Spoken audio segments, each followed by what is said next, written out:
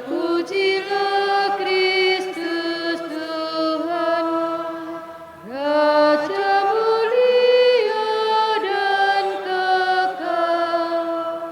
Berbaliklah kepadaku dengan segenap hatimu, sabda Tuhan, sebab aku ini pengasih dan penyayang.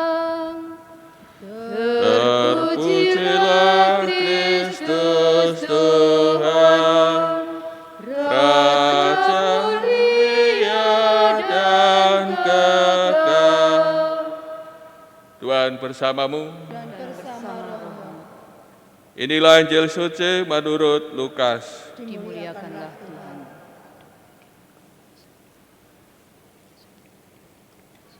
Sekali peristiwa Yesus mengusir dari seseorang suatu setan yang membisukan. Ketika setan itu keluar, orang bisu itu dapat berkata-kata. Maka heranlah orang banyak. Tetapi ada di antara mereka yang berkata, ia mengusir setan dengan kuasa Beelzebul, penghulu setan. Ada pula yang meminta suatu tanda dari surga kepada Yesus untuk mencobai dia. Tetapi Yesus mengetahui pikiran mereka lalu berkata, setiap kerajaan yang terpecah-pecah pasti binasa, dan setiap rumah tangga yang terpecah-pecah pasti runtuh. Jikalau iblis itu terbagi-bagi dan melawan dirinya sendiri, bagaimanakah kerajaannya dapat bertahan? Sebab kamu berkata bahwa aku mengusir setan dengan kuasa Beelzebul. Jadi, jika aku mengusir setan dengan kuasa Beelzebul, dengan kuasa apakah pengikut-pengikutmu mengusirnya? Nah, merekalah yang akan menjadi hakimmu. Tetapi jika aku mengusir setan dengan kuasa Allah, maka sesungguhnya kerajaan Allah sudah datang kepadamu. Apabila seorang yang kuat dan bersenjata lengkap menjaga rumahnya sendiri, maka amanlah segala miliknya. Tetapi jika seorang yang lebih kuat daripadanya menyerang dan mengalahkannya, maka orang itu akan merampas perlengkapan senjata yang diandalkannya dan akan membagi-bagi rampasannya. Siapa tidak bersama aku, ia melawan aku. Dan siapa tidak mengumpulkan bersama aku, ia mencerai-beraikan. Demikianlah sabda Tuhan. Terpujilah Kristus. Saudara-saudari, Tuhan Yesus dituduh ada ikatan dengan setan dalam karyanya. Sebagaimana yang kita dengar dalam bacaan Injil, sesudah Tuhan Yesus menyembuhkan orang yang kerasukan setan, yang membisukan,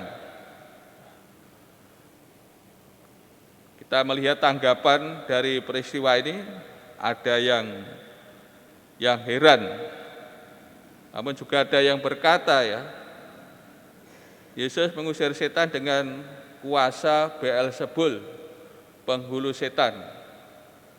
Bahkan ada yang minta suatu tanda dari surga kepada Tuhan Yesus untuk mencobai dia. Ini tanggapan atau reaksi terhadap tindakan Yesus, karya Yesus dalam pengusiran roh jahat yang membuat orang bisu. Tuhan Yesus dianggap bersekutu ya dengan dedengkote iblis. Sudah dikasih, dan Tuhan Yesus menunjukkan ya cara pikir mereka yang salah, bahkan ya, sesat, dengan menunjukkan baik lingkup besar maupun kecil, lingkup besar tentang kerajaan, kalau terbagi-bagi, terpecah-pecah, pasti binasa. Demikian juga lingkup kecil, ya, keluarga ini kan lingkup kecil yang anggotanya berapa saja anggota dalam keluarga. Namun kalau dalam keluarga juga ya, terpecah-pecah, ya, terbagi-bagi, tidak rukun, tidak bersatu, ya, pasti keluarga akan hancur berantakan. Ini yang disampaikan Tuhan Yesus, dan juga ditunjukkan bahwa kerajaan Allah ya sudah datang ya di tengah-tengah mereka, karena Tuhan Yesus mengusir setan dengan kuasa Allah. Namun mereka ya, orang-orang Farisi ya, terlebih para pemimpin agama Yahudi ya, tidak mau ya, mengakui karya Yesus berasal dari Allah dan menandakan bahwa kerajaan Allah ya sudah datang, hadir di tengah-tengah mereka. Namun mereka tidak mau menerima, ya, menolak. Lebih lanjut Tuhan Yesus menunjukkan, menegaskan, siapa tidak bersama aku, ia melawan aku, dan siapa tidak mengumpulkan bersama aku, ia mencerai-beraikan.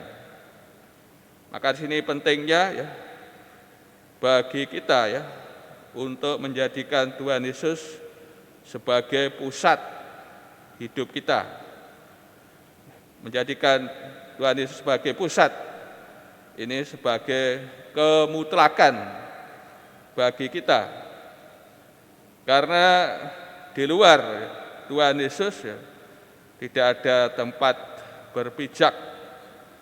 Segala kuasa ada di dalam Tuhan Yesus, ada dalam kuasanya.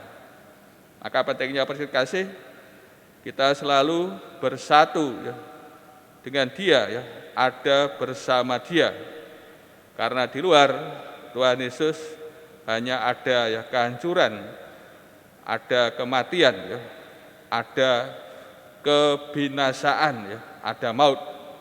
Maka marilah kita menjadikan ya Tuhan Yesus sebagai pusat hidup kita ya. Perhatian kita harus kita fokuskan ya kepada Dia.